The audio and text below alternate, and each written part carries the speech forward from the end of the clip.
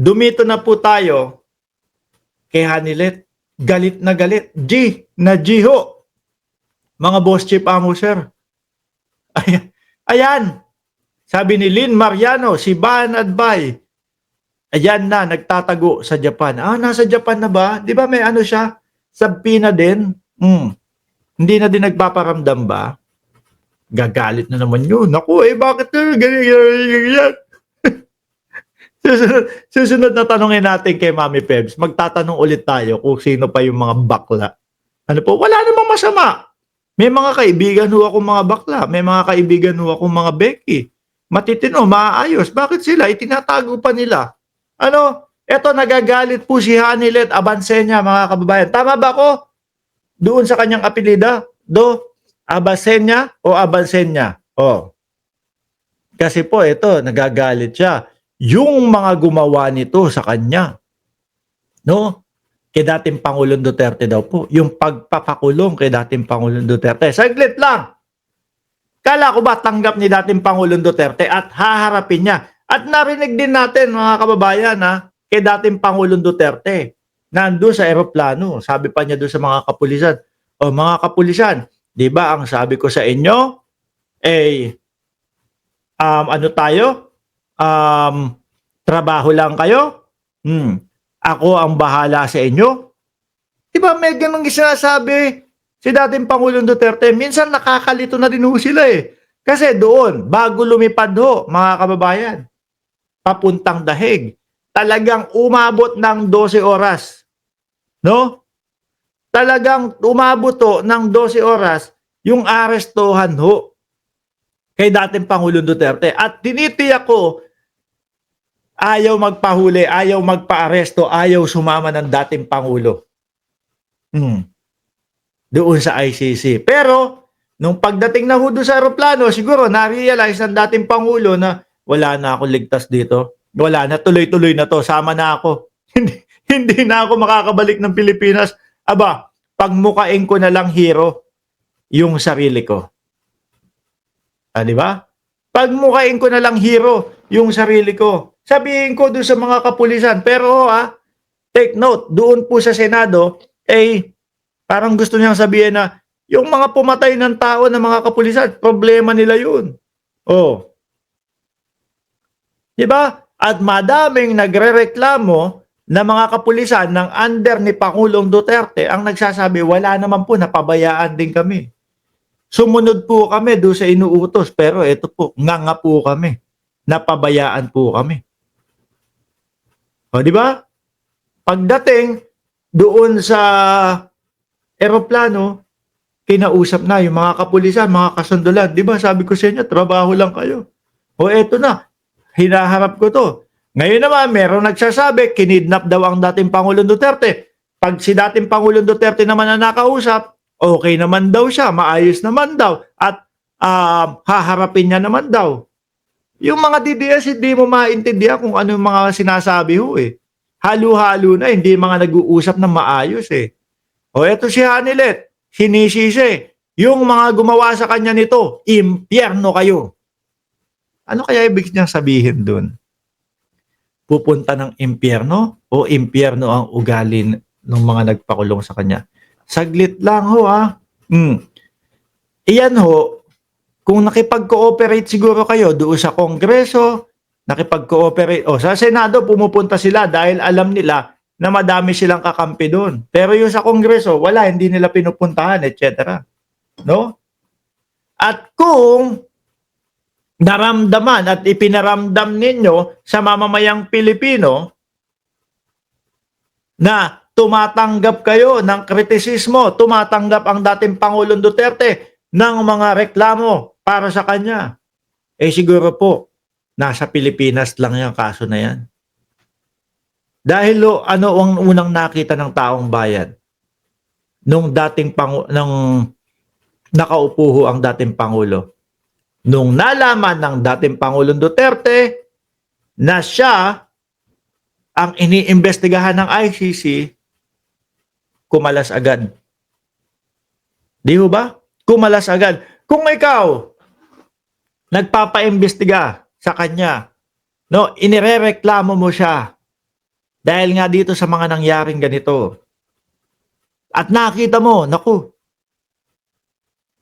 kumalas sa ICC. Paano pa kaming maliliit na tao? Saan pa kami tatakbo? No? Inireklamo sa ICC, inimbestigahan ng ICC, kumalas sa ICC, wala na kaming tatakbuhan. Wala na. Tatakbo kami sa gobyerno ng Pilipinas na siya ang namumuno. Saan kakalad ka din? Saan mapupunta yung reklamo namin? Wala. Kaya itong mga tao na ito, dumiretso ho sa International Criminal Court sa tulong ni dating Senador Trillanes. Yun po talaga, ma'am. May mga nagrereklamo ho, madaming sinasabi na yung kanilang pamilya, kapamilya ay nabiktima. Maraming nagsasabi yung kanilang anak, 3 taong gulang, namatay.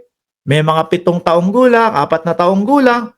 Di sana kung sana para sa Pilipina yung ipinaglalaban ninyo, di sana nung may nadamay na, 1, 2, hininto na agad. Di ba? Saglit lang! Stop muna natin tong tokhang natin. Bakit to, Presidente?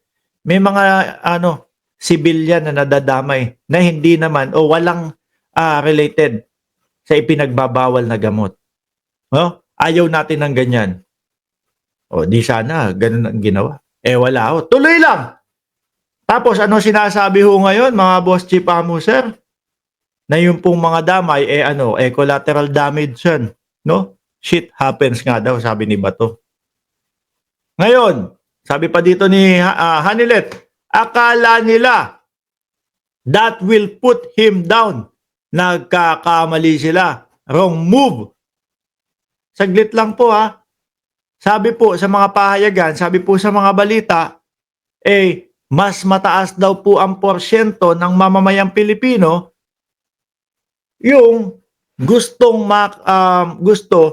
na maaresto ang dating Pangulong Duterte. Parang baliktad dyan sa sinasabi niyong wrong move. At yung, tingnan niyo po, ano nangyari? Hanggang ngayon po, di ba? Medyo wala nang masyadong tao. Wala nang masyadong tao na sumasama doon sa mga paedsa-edsa, doon sa no mga unang panahon, unang araw. 'Di ba, Ma'am Chris Rose? Meron mga padasal. Sabi ko nga po, ewan ko kung padasal ba talaga 'yon. Kung para saan 'yun? No.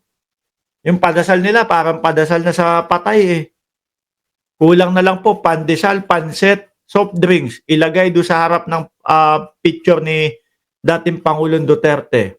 Ngayon, meron pa bang gano'n? Wala na.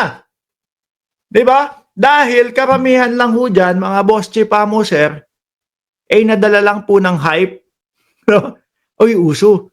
Bali-balita, yung inaaresto ang dating Pangulong Duterte. Binoto ko dati yan. No, kahit hindi na po nila nalalaman kung ano na po ang mga nangyari sa politika, mga boss chief amuser, binoto ko yan O sige, naku, ko, bring him home. Nadala na lang po ng viral. Nadala na lang po na hype. Kailangan talaga ito tapusin natin. Oo nga. Kung yung reklamo ninyo,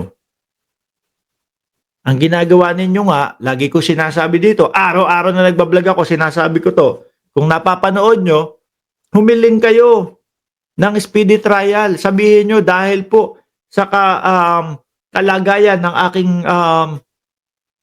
pwede ko sa asawa, sasabihin ko.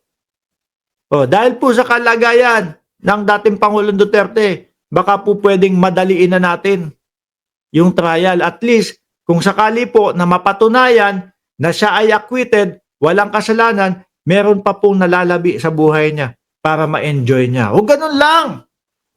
Wala. Ang mga inaatupag ninyo, reklamo, inaatupag ninyo, pagpapapunta doon sa mga tao na mag-rally-rally. Wala na yan. Hindi kasama yung audience impact. Hindi kasama yung call a friend na ginawa ni ano pangalan nun, si Greco Bellica. Sumulat kay Putin, sumulat kay Netanyahu, sumulat kay sa presidente ng Amerika. Oh, ano naman sasabihin ng ICC do'n? Ano, palalabasin namin? Kaya kasi sumulat ka na. Ano, susulat sa amin si Putin, susulat sa amin si Netanyahu, eh, wanted nga sa amin 'yan. 'Di 'di ba? Sige, sumulat siya, oh. Ano, palalabasin si dating Pangulo Duterte? Walang gano'n. Ang fokusan niyo kung paano mapapadali yung trial.